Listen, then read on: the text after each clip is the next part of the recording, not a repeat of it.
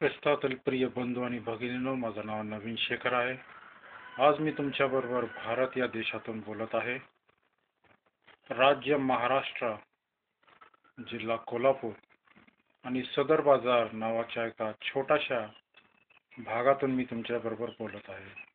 आज आपण स्तोत्र संहिता याचा पहिला अध्याय वाचणार आहोत. यामध्ये देवाचं वचन आज आपल्याशी काय बोलू इच्छितं आणि ते समजून घेण्याची शक्ती देवाने आपल्याला द्यावी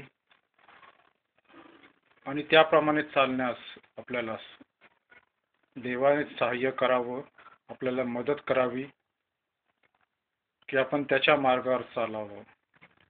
चला तर पाहूया की स्तोत्र संहिता याचा पहिला अध्याय आज आपल्याशी काय बोलू इच्छितो.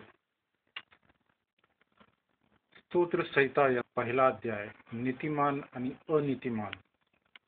जो पुरुष दुर्जनाच्या मसलतीने चालत नाही, पापीजनाच्या मार्गात उभा राहत नाही आणि निंदकाच्या बैठकीत बसत नाही, तर परमेश्वराच्या नियमशास्त्रात रमतो, त्याच्या नियमशास्त्राचे रात्रंदिवस मनन करतो, तो धन्य.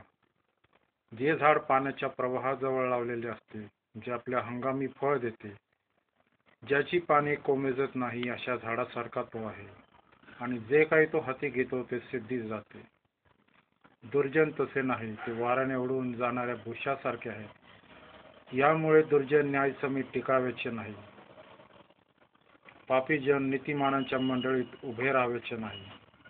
कारण नीतिमानांचा मार्ग परमेश्वराला माहीत असतो, पण दुर्जनाचा मार्ग नष्ट होतो. परमेश्वर या वाचलेल्या वचनांवर आशीर्वाद पाठवणे. आज देव तुम्हाला देखील आशीर्वाद देव, कारण त्याची पवित्र वचनं आज तुमच्या कानी पडली आहे. आमेन.